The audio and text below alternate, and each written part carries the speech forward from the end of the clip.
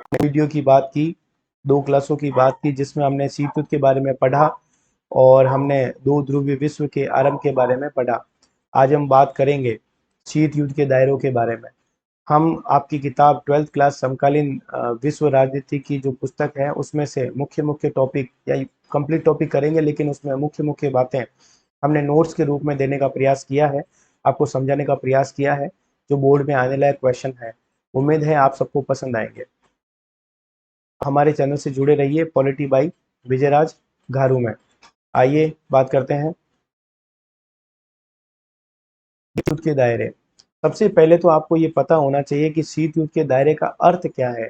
तो शीत युद्ध के दायरे का जो अर्थ है वो आपको ये ध्यान रखना है कि ऐसे क्षेत्र जहां विरोधी खेमों में बटे देशों के बीच कई संकट के अवसर आए, युद्ध होने की संभावना भी बनी, लेकिन बात एक हद से ज्यादा नहीं बढ़ी, इसे ही शीत युद्ध के दायरे कहते हैं। कहने का मतलब ये हुआ कि पूरी दुनिया में ऐसे कई क्षेत्र हुए जहां ये दोनों गुट जो है, ये दोनों गुट और इनके गुटों में शामिल जो देश हैं वो संकट की स्थिति में आए। उन दोनों गुटों में, उन दोनों गुट के देशों में युद्ध हुए, युद्ध होने की संभावना भी बढ़ी, लेकिन युद्ध उस स्तर पर नहीं पहुंचा जहां परमाणु स्थिति बन जाए और जहां तीसरा विश्व युद्ध होने के चांस बने। अर्थात कहीं ना कहीं वो अपने दायरों में रहे। इसी को ही शीत युद्ध के दायरे कहते हैं।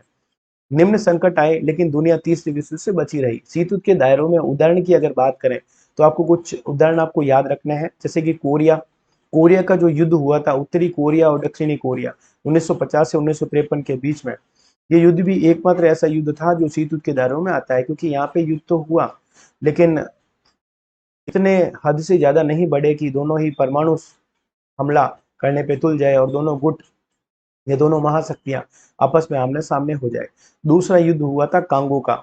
1960 के दशक की शुरुआत में ये युद्ध हुआ था। और पहले हमने शुरुआत की थी क्यूबा की 1962 में, जहां निकिता कुशरेव और जॉन एफ कैनेडी ने शुरुआत की थी और वापस वहां पे दोनों ही देश एक स्थिति में आ गए थे, युद्ध की स्थिति में, लेकिन उसको टाल दिया गया था। बर्लिन बर्लिन की दीवार और ये चारों जो युद्ध हैं, ये चारों जो घटनाएं हैं वो शीत युद्ध के दायरे के अंतर्गत आती है। यहाँ पे आपको एक अन्य बात बता दूं, जो कोरिया का युद्ध हुआ था वहां पे मध्यस्थता करने का मुख्य काम जो है वो गुट निरपेक्ष देश के एक संस्थापक जवाहरलाल नेहरू, जो भारत के प्रथम प्रधानमंत्री भी थे, उन्होंने इसमें मध्यस्थता की थी। और जो कांगो है उसमें मध्यस्थता जो है वो जो यूएनओ है, संयुक्त राष्ट्र संघ जो है, उसके महासचिव ने इसमें मध्यस्थता करने का प्रयास किया था, यूं कहें मध्यस्थता की थी। तो ये सवाल इंपॉर्टेंट है, बोर्ड के लायक, आपको थोड़ा ध्यान रखना है। आगे देखिए, शीत युद्ध के दायरे में कोरिया, वियतनाम और अफगानिस्तान के कुछ क्षेत्रों में व्यापक जनहानि हुई, लेकिन फिर भी विश्व परमाणु युद्ध से बचा रहा। उनके अलावा कोरिया, वियतनाम और अफगानिस्तान कुछ ऐसे क्षेत्र हैं जहां पे जनहानि हुई, लोग मारे गए, युद्ध हुए, लेकिन बात एक हद से आगे नहीं बढ़ी जहां परमाणु युद्ध हो। कई ऐसे अवसर भी आए जब दोनों महाशक्तियों के बीच राजनीतिक संवाद बंद रहे। इंटरनेशनल लेवल पे यहाँ के दोनों महाशक्तियों के नेता जो थे उनमें बातचीत बंद हो गई थी, जैसे कि अक्सर भारत और पाकिस्तान में होता है। जो वार्तालाप होती है विदेशी लेवल पे, विदेश लेवल पे, विदेश मंत्री के लेवल पे, इन सब चीज, राजनीति, ये प्रधानमंत्री के लेवल पे सारी बातचीत जो है, राजनीतिक बातचीत, वो बंद हो जाती है। शीत युद्ध की संघर्षों और कुछ संकटों को टालने में दोनों गुटों के बाहर के राष्ट्रों ने महत्वपूर्ण भूमिका निभाई। ये बाहर के गुट, इसका मतलब गुट निरपेक्ष, जो दोनों गुटों में शामिल नहीं है उसको गुट निरपेक्ष कहेंगे। तो जो राष्ट्र गुट निरपेक्ष राष्ट्र है उन्होंने ही महत्वपूर्ण भूमिका निभाई। अभी हम थोड़ी देर पहले इसके बारे में चर्चा कर चुके हैं, फिर भी वापस देखिए।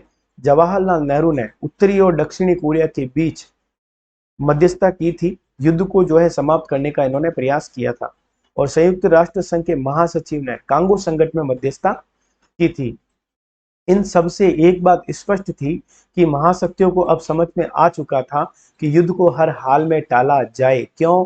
क्योंकि अगर दुनिया तीसरे विश्व युद्ध की तरफ गई तो पूरा का पूरा अनर्थ हो जाएगा, दुनिया में हाहाकार मच जाएगा। जिस प्रकार प्रथम विश्व युद्ध से कहीं ज्यादा जन हानि और धन हानि द्वितीय विश्व युद्ध में हुई थी, उससे कहीं ज्यादा हानि तृतीय विश्व युद्ध में हो सकती है, क्योंकि चारों तरफ परमाणु हमले होंगे तो दुनिया शायद बचे ही ना। इसलिए सारी की सारी महाशक्तियां, ये दोनों महाशक्तियां और सारे के सारे देश प्रयास करते हैं कि युद्ध को टाला जाए। हालांकि शीत युद्ध के दौरान दोनों गठबंधनों के बीच प्रतिद्वंदिता समाप्त नहीं हुई। इन दोनों में शीत युद्ध के दौरान भी प्रतिद्वंदिता चलती रही। प्रतिद्वंदिता हथियारों को जमा करने की, एक दूसरे को नीचा दिखाने की, सारी प्रतिद्वंदिता चलती रही। युद्ध हालांकि हुआ नहीं, ध्यान रखना है। दोनों ही महाशक्तियों ने शंका की हालत में भरपूर हथियार एकत्रित कर दिए और लगातार युद्ध की तैयारी करते रहे। दोनों ही महाशक्तियों को ऐसी आशंका थी कि भाई इसके पास हथियार ज्यादा है, वो अनगिनत हथियार बना रहा है, तो इस स्थिति में वो हमला नहीं कर दे तो दूसरी शक्ति ने भी अपने हथियार बढ़ाने का काम कर दिया। ऐसी स्थिति में हथियार हद से ज्यादा बढ़ गए। एक दोनों ही महाशक्ति के पास हद से ज्यादा हथियार जमा हो गए। और अब अधिकतम मात्रा में हथियारों को जमा करना युद्ध से बचे रहने के लिए जरूरी माना गया, क्योंकि इनको लगता था कि संयम के बावजूद युद्ध हो सकता है। इन दोनों को लगता था कि संयम रखने के बावजूद भी युद्ध हो सकता है। क्यों? क्योंकि दोनों ही हथियार एक दूसरे को नीचा दिखाने के लिए या हराने के लिए, अपने आप को एक महान शक्ति बताने के लिए प्रयास कर रहे थे। अब शक्तियों ने जो हथियारों की संख्या बताई थी वो गलत थी। इन दोनों का अनुमान जो था आपस में एक दूसरे को लेके, वो गलत था। भाई मान लीजिए सोवियत संघ ये कहता है कि अमेरिका के पास 5,000 परमाणु बम है, और अमेरिका ये कहे कि सोवियत संघ के पास 8,000 परमाणु बम है। तो जो इनका ये अनुमान था वो कहीं ना कहीं गलत था, और ऐसी स्थिति में अनुमान गलत होने के चक्कर में इन दोनों के जो हथियार है वो हद से ज्यादा बढ़ते चले गए। और प्रश्न उठने लगा कि अगर गलती से परमाणु हथियार चल गए अथवा परमाणु दुर्घटना हो गई गलती से, जिसमें कोई सेना का हाथ नहीं हो, तो फिर क्या होगा? और गलती से अगर दुर्घटना हुई और उससे बचने के लिए दोनों महाशक्तियों ने कुछ समझौते करने का प्रयास कर दिया। मान लीजिए कोई खुरापाती हो गई, परमाणु हथियार छूट गया, तो आगे वाला देश यही समझेगा कि उस देश ने परमाणु हमला कर दिया, और ऐसी स्थिति में फिर वह दोबारा इसके जवाब में परमाणु हमला कर देगा। तो ऐसी स्थिति में फिर परमाणु युद्ध शुरू हो जाएगा। तो इससे ये भी डर था कि कहीं गलती से अगर ऐसा हो गया तो फिर क्या होगा। तो इस गलती से बचने के लिए उन्होंने कुछ समझौते किए, और वो समझौते कौन से हैं, ध्यान दीजिए। यह समझौते अमेरिका और सोवियत संघ ने परमाणु और अन्य हथियारों को सीमित या फिर समाप्त करने के लिए किए थे। ध्यान रखिएगा, ये समझौते क्यों हुए? परमाणु और अन्य हथियारों को या तो सीमित करना या फिर पूरा का पूरा समाप्त करना, इसके लिए कुछ